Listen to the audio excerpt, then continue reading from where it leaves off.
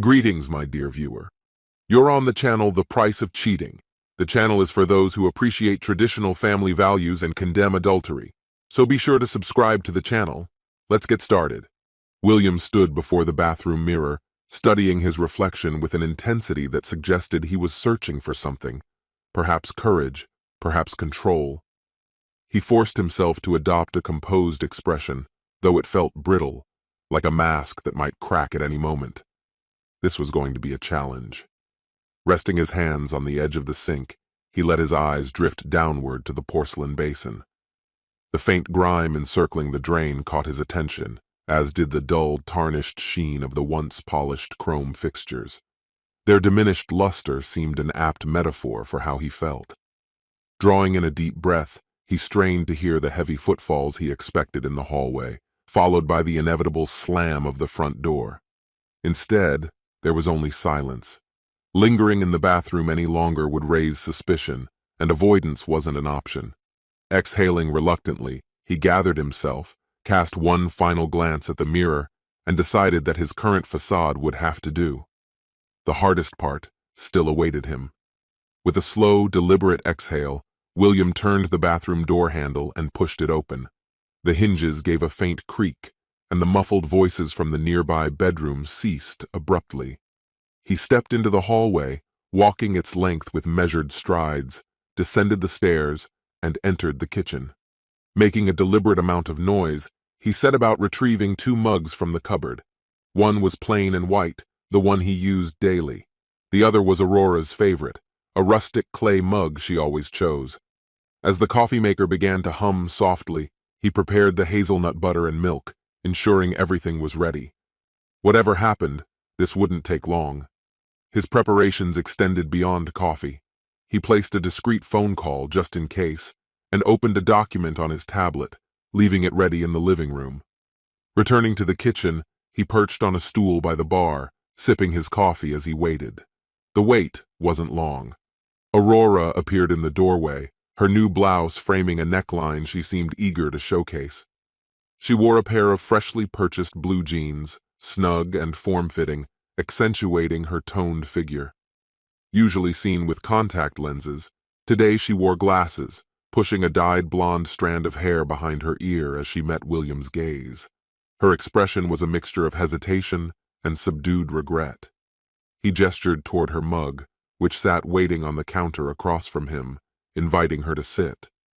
Aurora hesitated, her eyes shadowed with sorrow. After a brief pause, she stepped forward and slid onto the bar stool. She didn't speak at first, her attention fixed on her mug as if it might hold the words she needed. William remained silent, his gaze steady, waiting for her to begin. Eventually, she lifted her eyes to his, silently willing him to break the silence, but he didn't. "So what happens now?" Aurora ventured, her voice laced with unease. She straightened her posture, realizing she had been slouching. "Now," William replied, his tone calm but firm, "I think we both know it's over." Aurora's breath hitched, and she closed her eyes briefly, exhaling a shaky sigh. "I don't want it to end like this," she said quietly. "I'm sure you don't," William answered. "But after everything you've done, I'm not angry anymore. I'm just tired." Aurora lowered her gaze back to her mug, holding it in her hands as though its warmth might offer some solace. William had even added her favorite cream, and its scent wafted up to meet her. "It doesn't have to end," she murmured. "I know I've been selfish." William's lips curled into a humorless smile. "That's putting it mildly." He tapped his fingers on his mug, letting the silence stretch uncomfortably before asking, "Do you plan on staying like this?" Aurora blinked, caught off guard. William had never spoken to her so directly, and his tone unsettled her. She began, but he cut her off. "That wasn't a real question," he clarified. "After everything, after—" He gestured vaguely toward the upstairs bedroom. "No, just no." Aurora's mouth tightened. She searched for something to say that might make him understand. "It didn't mean anything," she said, desperation creeping into her voice. "It was just physical. I don't feel anything for him." "I disagree," William said flatly, taking another measured sip of his coffee. Aurora reached out across the counter, her hand seeking his, but he recoiled instantly. "Don't," he said sharply, his voice carrying a hard edge. "I don't want you touching me, not with that." He gestured vaguely toward her altered appearance. "Not with what you've become." Aurora froze, her hand retreating as though she had been burned. Pain flashed across her face as she clutched her mug, her wide eyes locked on William. "Why are you saying this?" she asked, her voice trembling. "I thought you liked—" "I never should have agreed to any of it," William interrupted, his gaze moving over her with a mixture of anger and sadness. "That's when everything started falling apart." "We did it so I could feel better," Aurora protested. William let out a bitter laugh. "Oh, sure, it started that way. But then came the surgeries, the liposuction, the lifts, the augmentations, the nose jobs. At some point, it wasn't about feeling better anymore. It became something else." Aurora stood abruptly, her bar stool scraping the floor and tipping over. "And what's wrong with that?" she demanded. "I was never attractive before. I was invisible. Plain Aurora, average Aurora. No one noticed me. No one wanted me." Her voice cracked. "So I changed that. I fixed it." William snorted derisively, but Aurora pressed on. "Now I'm desirable. Now men notice me." She jabbed a finger at him. "You just can't handle it. You can't handle being married to this." She gestured at her body, running her hands over her curves as her voice rose. William's expression darkened, his smirk fading. "You think this is about my ego?" he asked, his voice low and firm. "You've turned yourself into someone I don't even know anymore, Aurora. And for what? Attention? Validation? If that's what you wanted, congratulations, you got it. But in the process, you lost me." Aurora lifted her arms gracefully, threading her fingers through her golden locks as her back arched subtly and her hips moved in a calculated rhythm. She had practiced this exact motion endlessly, perfecting it to an art form. "You're insignificant, William," she said, her voice cutting as she adopted another deliberate stance. "You're incapable of understanding who I've become." "You'd rather I remained the old Aurora," she continued, her tone heavy with disdain. "Content with a simple life in our little home, driving an old car, and accepting mediocrity." With every word, she seemed to gain momentum, the balance of power shifting toward her. "Well, that's not who I am anymore. I've had my breasts enhanced, but that's just the beginning." She tilted her head, her expression daring him to challenge her. "I had my waist contoured, and it's already paid off. I got a bonus because of it." She paused for effect, ensuring her next words landed. "I had my nose straightened, and that brought in another client. The better I look, the more doors open for me." Her hands settled firmly on her hips as she locked eyes with William. His gaze was steady, his expression unreadable. "Men are easy to manipulate," she sneered, her voice dripping with scorn. "You act on impulse, not logic, and I take full advantage of that." Leaning closer, she gestured pointedly. "These breasts? The ones you used to adore?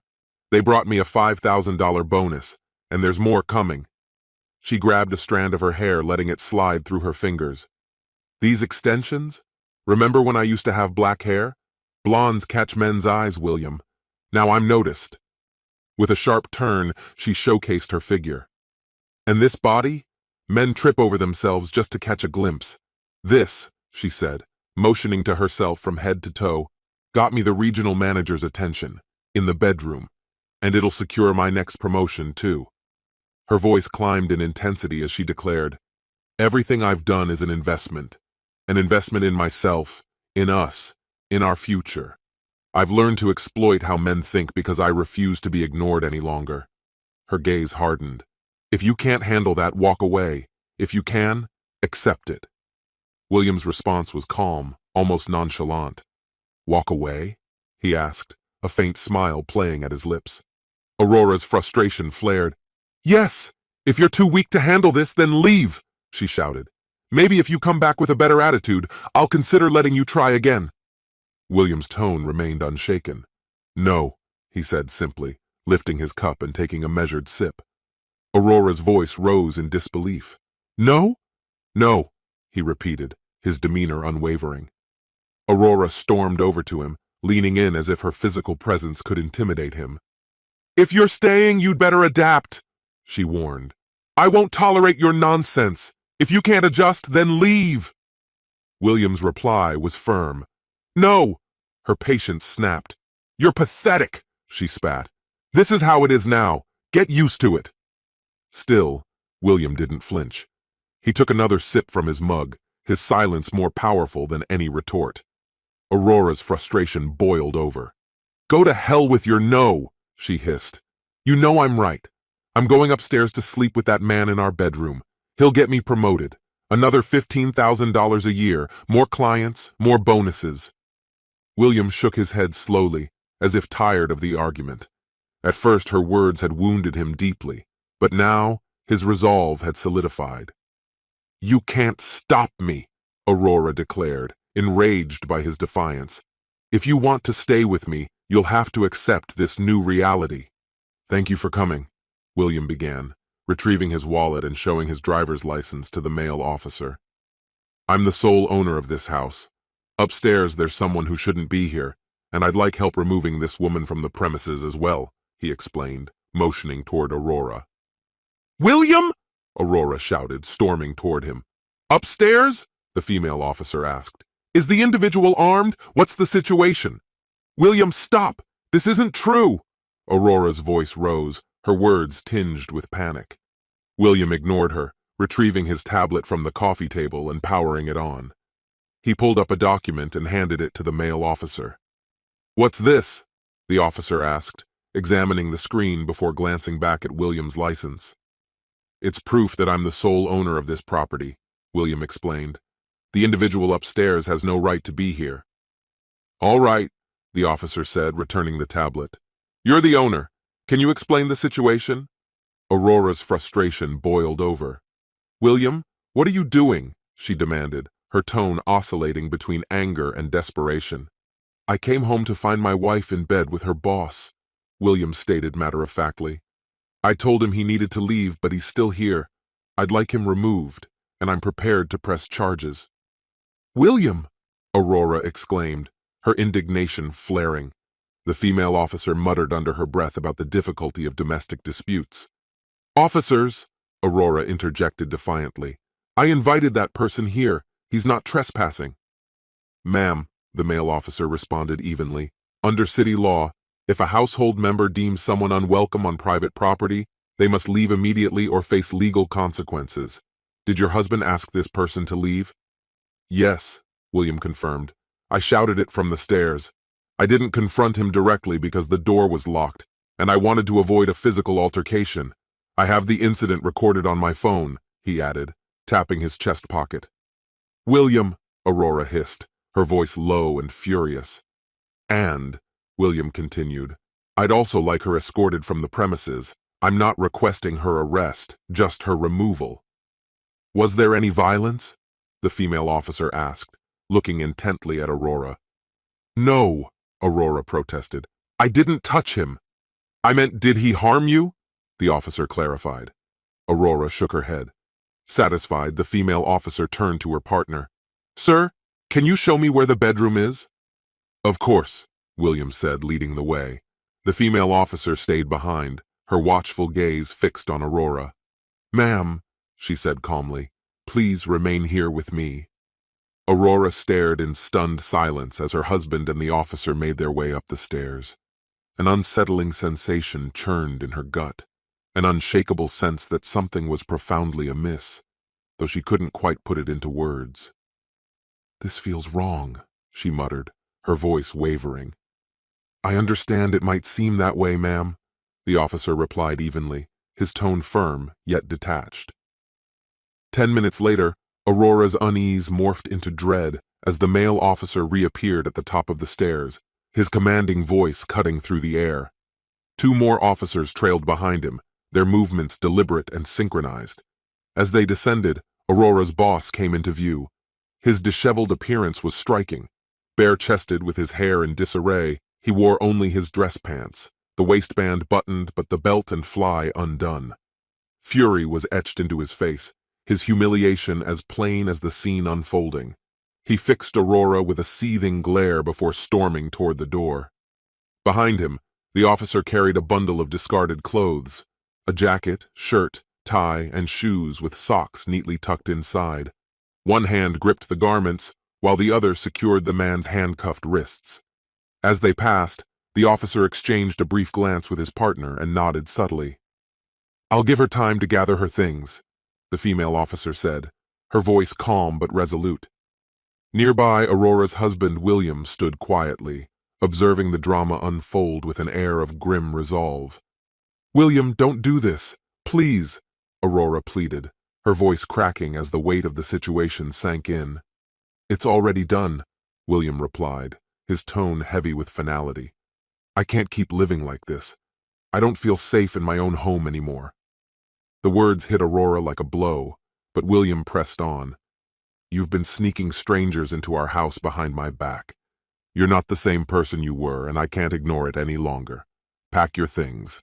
Take whatever you need. The lawyers will handle the rest." He glanced at the officer as if to emphasize his point, even mentioning the recording device tucked in his pocket, ensuring there would be evidence of the proceedings. Aurora reached out in desperation. "William, we can fix this. Don't throw everything away." William's eyes closed briefly, his face drawn with the burden of painful memories. "We've tried, Aurora, for so long, but it's over. We just couldn't make it work." The female officer stepped forward, breaking the tense silence. "Sir, is she allowed to take her belongings now?" "Yes," William said distantly. "Her car is in the garage. Let her take the BMW. The Subaru stays." With a nod, the officer turned to Aurora. "Let's gather your things," she said gently. In a daze, Aurora followed her upstairs, barely registering the exchange around her. While she was occupied, William pulled out his phone and stopped the recording. He ensured the file was uploaded securely and shared it with his lawyer, his family, and even Aurora's relatives. His actions were precise and calculated, though his lawyer had advised him not to inform Aurora's employer yet, preserving her position in case her income became necessary during the divorce proceedings.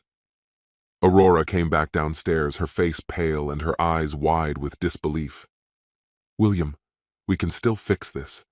We can work through it," she said, her voice barely above a whisper. William's expression remained unchanged. "I've already tried. I begged you to stop, to understand what you were doing to us. At first you listened, then you stopped. And after the company party a few weeks ago, after I saw you with him, I stopped trying too." Tears streamed down Aurora's face as she murmured, "That's not how I remember it." William let out a weary sigh.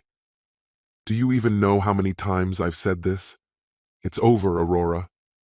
The female officer reappeared, holding one of Aurora's suitcases. "Let's go," she said softly but firmly. Aurora grabbed the remaining bags, her movements mechanical, and followed the officer to the garage.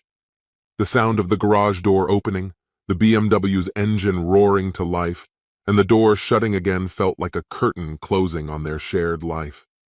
William stood frozen in place, the tension in his body finally beginning to release. He sank onto the couch, his head falling into his hands. A solitary sob escaped him as the enormity of the moment set in.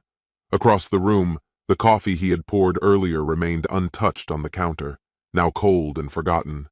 This concludes the story. If you like it, then put your powerful like and subscribe to the channel.